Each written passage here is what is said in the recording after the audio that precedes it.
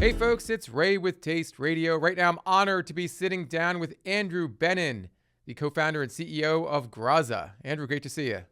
Great to see you too. I saw you at Expo West. You were on the move. You were interviewing people on the go. But now I see you in your nice little office. I like it. It is our nice little office. I wish we had a studio set up at Expo West. It would make things a lot easier for us, but it's not that kind of show. You're always on the go. I'm sure you can get a brand to sponsor your studio at Expo West. Are you offering us studio space, Andrew? I mean, I know a guy. okay. Well, Yeah. let's connect after we hop off the mics on who that guy is, because I think our accounting department would love to hear more about that. So the last time we spoke, virtually anyway, was when Graza got off the ground. Essentially, it was in March of 2022. You joined us for an episode of Elevator Talk, which Mhm. is a series that highlights early stage and disruptive brands in the food and beverage business. I recall your hair was a little bit bigger. Yeah. Your video was a little bit choppier. Things have changed in terms of your AV, but things have changed quite a bit just for Graza as a brand. And I want to talk about one thing in particular, which is the New York Times. A year ago, or a few months back, you were, and Graza was in the New York Times because of a scribe that you posted on LinkedIn that was deemed by many, to be fair, as controversial. And the New York Times covered that controversy, or what people deemed as controversial. But last week, the New York Times rated Graza, or described Graza, as the best overall olive oil that you can buy in a grocery store. So things have kind of come full circle in a way with the New York Times, which is kind of awesome. We love the New York Times. It's funny, it's hard to assess which rating systems or which ratings agencies are legitimate. You almost have to value which ones have the consumer's trust, and like the New York Times does. And we were unaware that this was taking place, so at least there's some genuine, curiosity on their behalf to procure products. That way, brands like Graza, we don't actually have control over what they're testing, right? When retailer asks you for a sample, you have some control over what you're sending them. But this was just, I guess, them picking up a product on the shelf and loving it. Meant a lot. You had no idea. Your PR team did not send any product. It was nothing like that. No idea. Zero. What's been the impact? I got to think your probably inventory is low at this point. We're stocked. Where things have changed on the inventory side also. I think the impact is that kind of validation reverberates around the omni-channel business, right? Like there are the New York Times, like they're linking out to our squeeze bottles to Amazon because I think the commission structure with Amazon carts is so aggressive. But then they're linking directly to our site for the refill cans. So we have seen an uptick in traffic. And then I don't know, I think a retailer or our buyers feel empowered that they're carrying this product that is getting national recognition and recognition for what's inside the bottle, not just the beautiful brand that it is. So I don't know, it's all good. What's inside the bottle, you would think, is the most important thing. Hmm. But my first experience with Graza was as a very convenient option for olive oil that I didn't know I needed. How did you come up with this idea? I mean, clearly, and everyone knows this, people have been using squeeze bottles for some time. But when did you think that there was going to be a big opportunity for a brand like Graza in the package that you have, the package that you're most known for?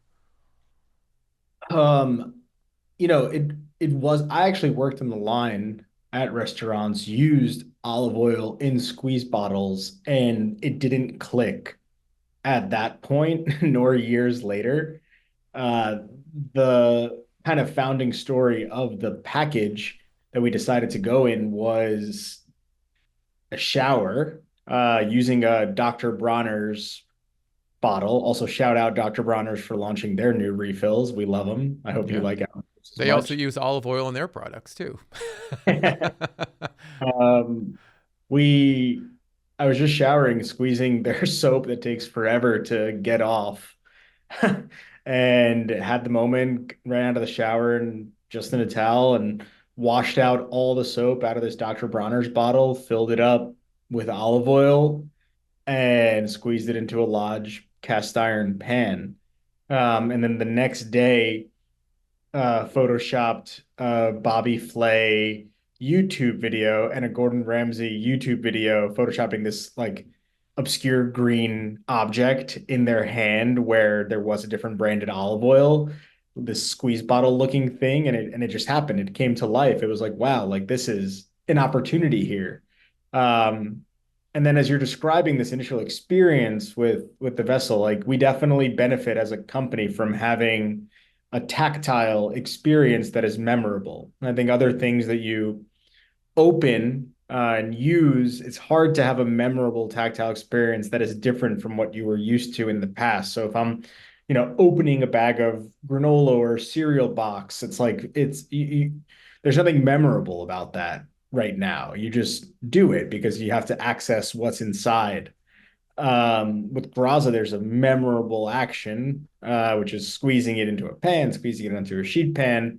It's a tactile experience that didn't exist before in this category, and it's resonating for sure. I think now everyone wants to talk about the functionality of it and the dosing and the control that you have and how it's superior to other things. But I think fundamentally, actually, it's just this motion. Like this squeeze and this motion has stuck with people and they enjoy it and it feels empowering and it's an emotional tactile experience in the kitchen. I think a lot of entrepreneurs have that moment that you were describing, not necessarily in the shower, but have that moment where they're like, hey, I could create a brand, I could create a product that people will love because I love this idea myself. However, not everyone knows they want to be an entrepreneur until maybe that light bulb moment has. Did you feel that way? Because I looked through your resume, Andrew, and it is you have one of the weirdest assortments. I don't know, weird is the wrong word, but you have one of the most diverse assortments of jobs I've ever seen. You worked at Warby Parker. You staged at Gramercy Tavern. You worked at IKEA in Spain. You worked Right. for Magic Spoon. You did all these different things. When did you realize? I mean, was it that moment you were in the shower that you realized you wanted to be an entrepreneur, or was it well before that?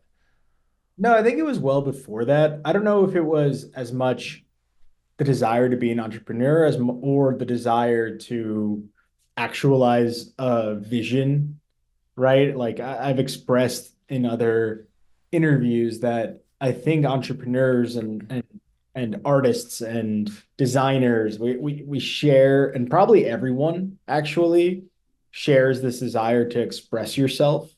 I think entrepreneurs use, products or services to express themselves or express a branding vision that they had. It's just a medium, I think. For me, I'd always worked for entrepreneurs and I think developed eventually a two-sided equation of it. One was appreciation for how much I was learning and the exposure that I had, and the other was envy of, them creating something, envy of, them having a seat at the table for every decision, one that they earned.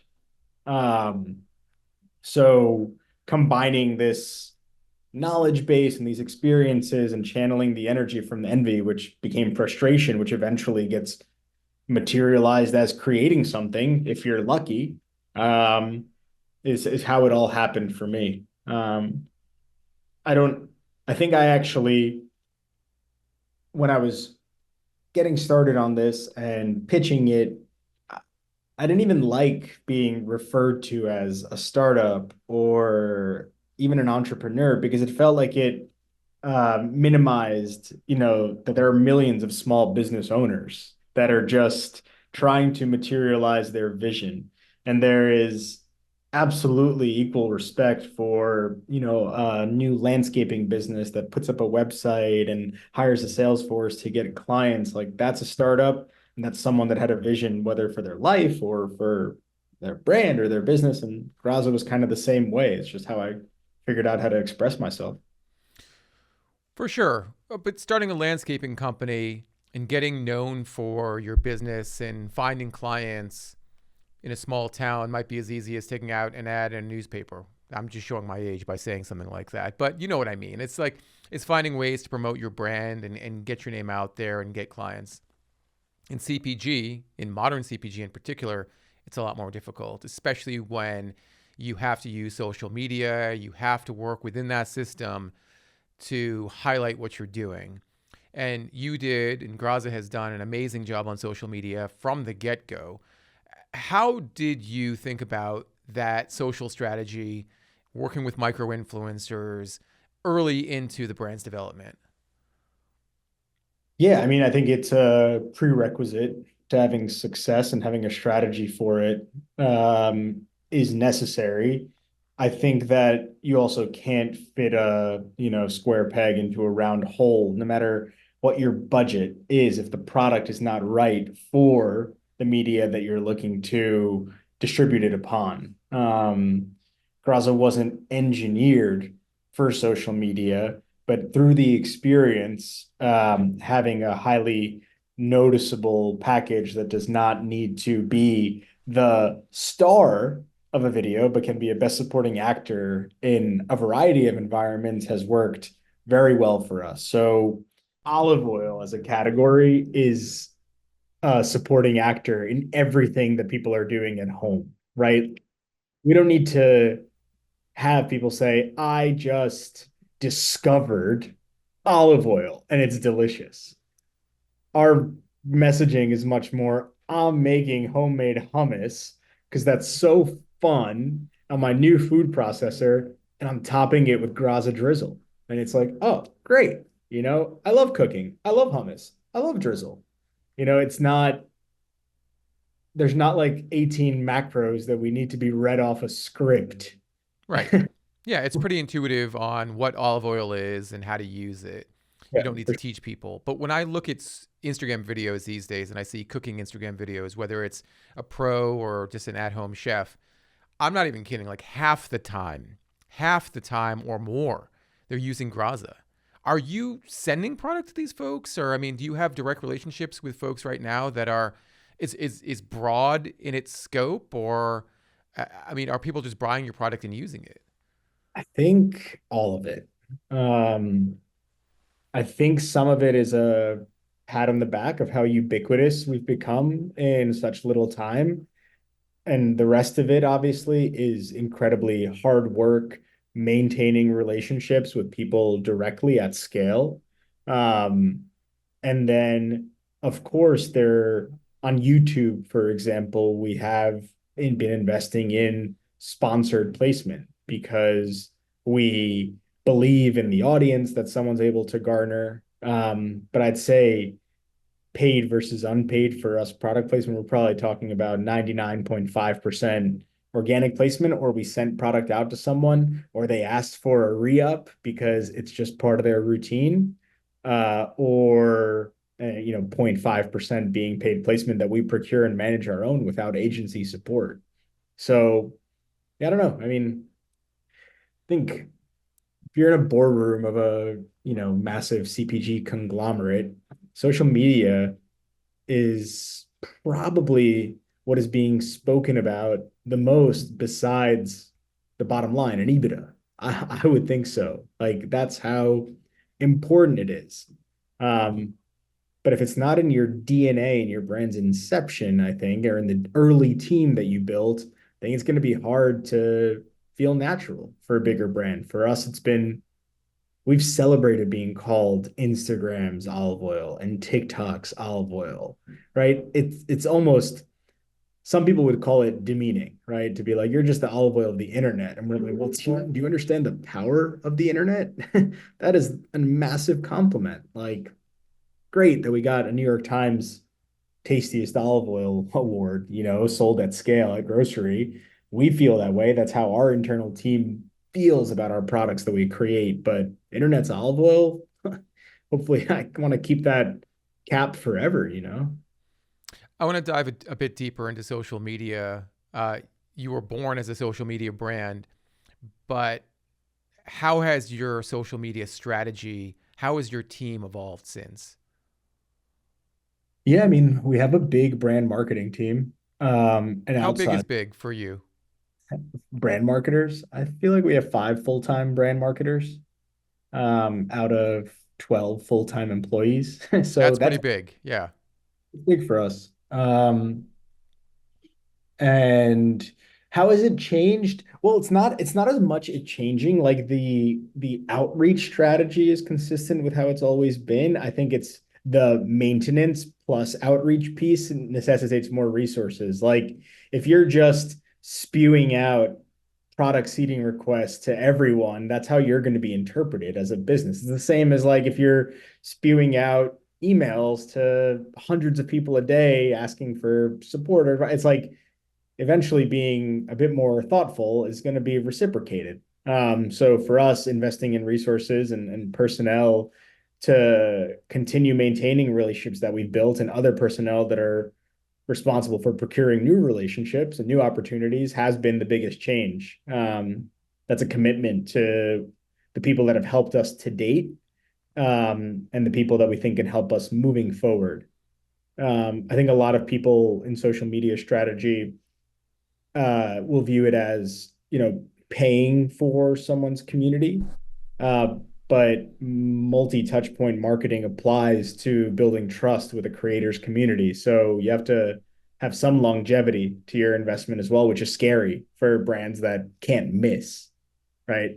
There are plenty of people, including us, that can't spend $100,000 and not have a return on it. Who's going to write that off in these days, you know? So yeah, it's still scary. It's not easy. Earlier, you alluded to the fact that you have your inventory strategy where you want it to be, or at least it seems like it's much more solidified than it had been when you started out. And I think this is part of growing up as a brand, growing up as a founder, is understanding that you're running a business, that there's an operation side to what you do that is as important, if not the most important thing that you do. Mhm. How has that changed? I mean, how have you thought about what we need at the time that you launched? You know, how quickly you're growing. How do you manage that process of rapid growth with the back end of we've got to do all this stuff to be prepared to sell as much as we expect we can sell. It's hard. You're always taking a bet on the upside, which is challenging for your cash flow and your cash conversion cycles, especially in a commodity marketplace, especially if you don't have a co-man model. Um, but that provides a healthy pressure on us to deliver on our expectations. So it's a double-edged sword. And then how do we manage it? There is no silver bullet there. It is a lot of reforecasting and reforecasting and reforecasting over and over and over again, especially once we have this much warehoused distribution at all the big distributors in the country, direct accounts that are picking up from our warehouse. Uh, I think it's a forcing function because I think that once you get into, say, a Walmart, like there's less flexibility for a misstep. And we've been told as CPG operators that if there's a mistake with an account like that, or if you don't succeed once you're in, then you're out and you're never getting back in. I actually don't think that's true, but it's part of the neuroses, I think, that forces us to invest in demand planning resources. So yeah, I don't know. Like it's all just incredibly hard work. It really is. Like it is. Is sales forecasting, is demand planning, is that all happening internally or are you outsourcing to support that type of long-term business planning? All internal. And is it a function of you hiring the right people or is it just you learning along the way, you and your team? I think those are the same thing, actually. If you hire the right people in an early stage that are motivated and nimble enough to evolve to the organization's needs, those become your lifers. And uh, that's one of the most motivating parts of this is understanding that uh, it hasn't been a founder-led company. It's been an early team-led company. And a lot of people have developed to address what the business's needs are, both from a operations perspective and a marketing perspective, right?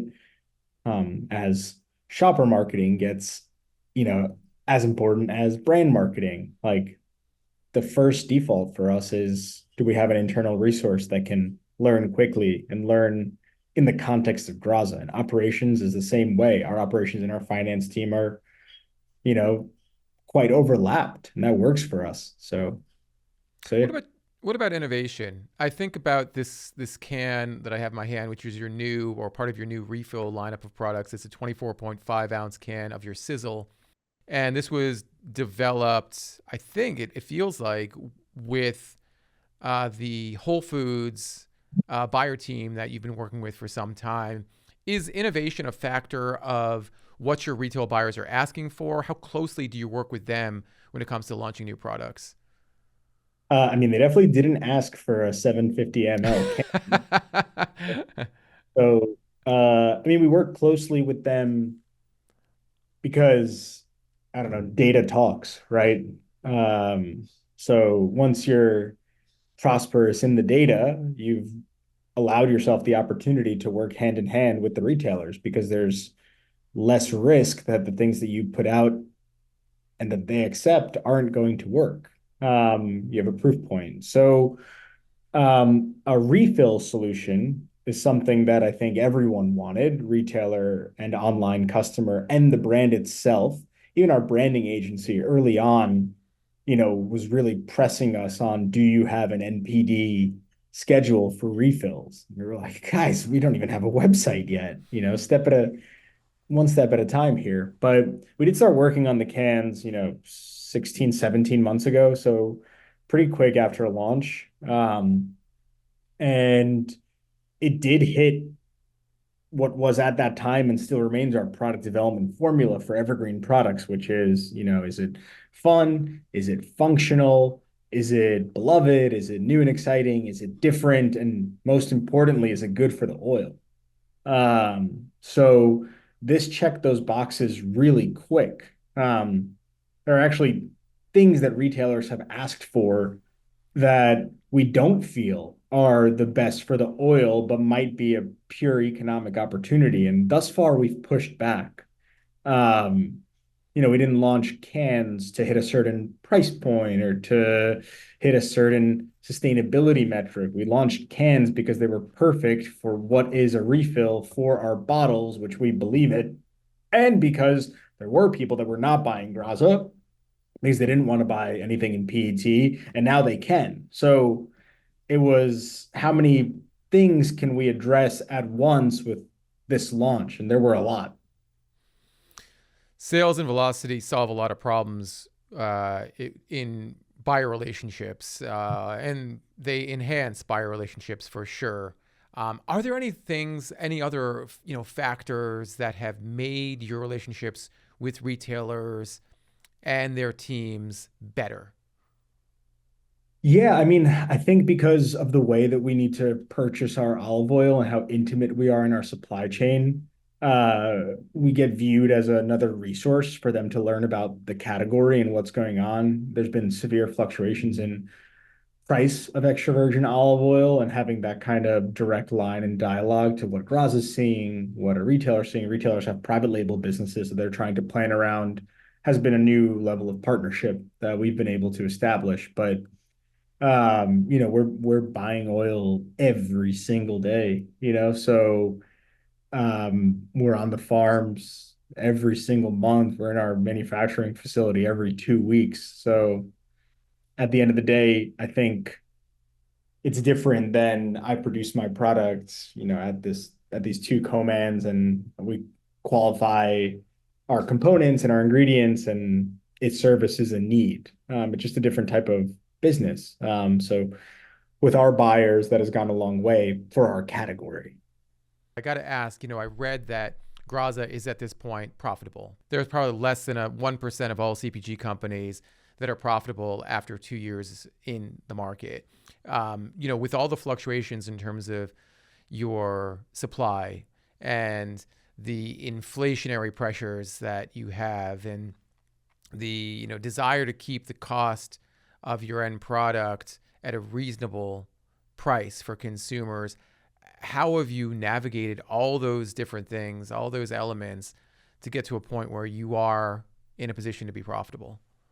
I mean, my perspective on this, I think, is a bit nuanced, Ray, if I'm going to be honest. Like, being profitable and being in control of your destiny are different things. I think there are plenty of businesses that don't need to use whether or not they were profitable in any given fiscal year as the main moniker of success. So Graza could just as easily be unprofitable by choice because accelerated growth or market share that we wanted to capture was more important to us.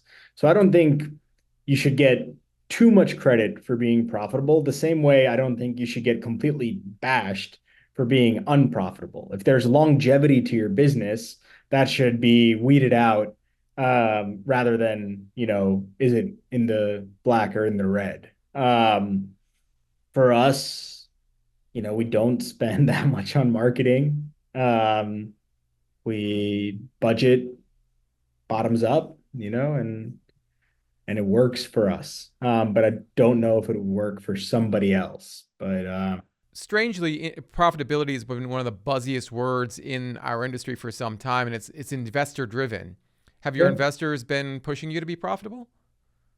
they have not. No, I think there's a cyclical panic right now, and in 5 years things will change. Where when I was at Casper, top line was everything that everyone was talking about. I think